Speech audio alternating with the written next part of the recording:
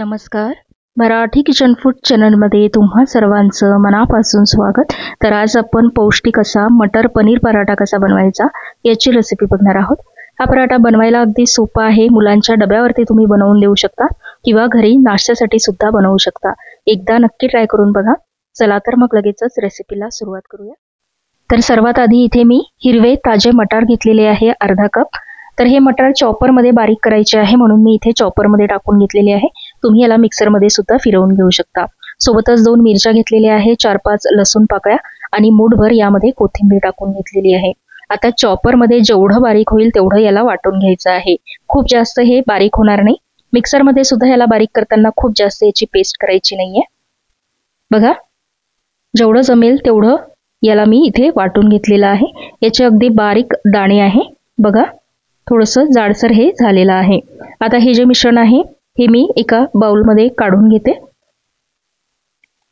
आता यामध्येच आपल्याला पनीर सुद्धा टाकायचं आहे.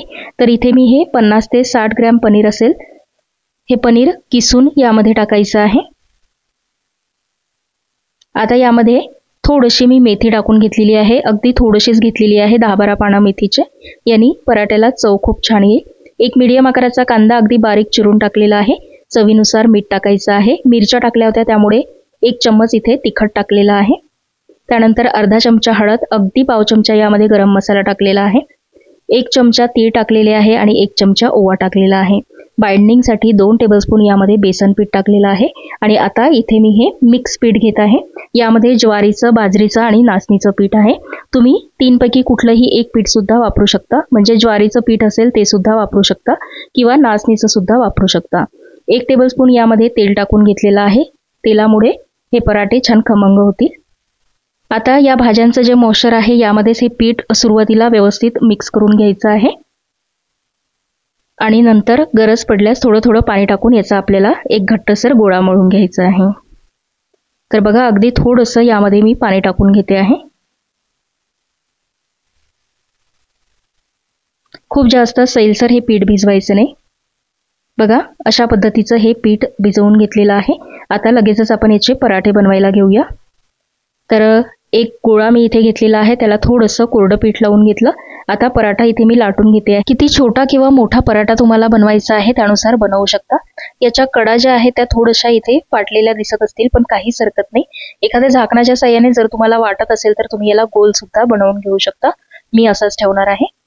तर मीडियम साईजचा पराठा मी इथे लाटून घेतलेला आहे. पराठा लाटून झालेला आहे. आता हा पराठा भाजून घेऊया. तुम्ही हे जे पीठ आहे हे थोडंसं सैलसर भिजवून याचे थालीपीठ सुद्धा करू शकता.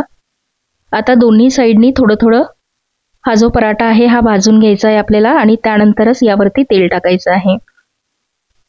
1 ते 2 चमचे इथे मी तेल टाकून घेते आहे. आणि मीडियम गॅसवरती हा पराठा दोन्ही बाजूनी छान भाजून घ्यायचा आहे. पराठा भाजत असताना गॅस खूप मोठा ठेवायचा नाही.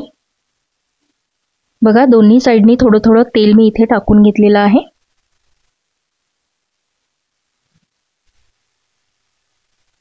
आता हा जो पराठा आहे हा व्यवस्थित भाजून घ्यायचा आहे. विशेष म्हणजे हा पराठा थंड झाल्यावर सुद्धा खायला खूप छान लागतो. प्रवासामध्ये सुद्धा हे पराठे तुम्ही बनवून नेऊ शकता.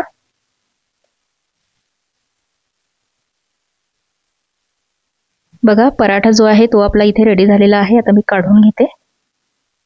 आता याच पद्धतीने बाकीचं जे उरलेलं पीठ आहे त्याचे सुद्धा पराठे करून घ्यायचे आहे. तर सकाळी घाईगडबडीच्या वेळी सुद्धा अगदी झटपट हे पराठे तयार होतात. खूप जास्त वेळ लागत नाही आणि पौष्टिक सुद्धा आहे. एकदा नक्की ट्राय करून बघा. बघा, दुसरा सुद्धा पराठा इथे तयार झालेला आहे. तर हे पराठे तुम्ही कुठल्याही चटणी बरोबर किंवा टोमॅटो केचप बरोबर सर्व करू शकता. कशी वाटली तुम्हाला ही पराठ्याची रेसिपी मला कॉमेंटमध्ये सांगायला विसरू नका. व्हिडिओ आवडला असेल तर चॅनलला लाईक, शेअर आणि सबस्क्राईब नक्की करा. मी भेटते तुम्हाला अशाच एका नवीन व्हिडिओ बरोबर. तोपर्यंत धन्यवाद.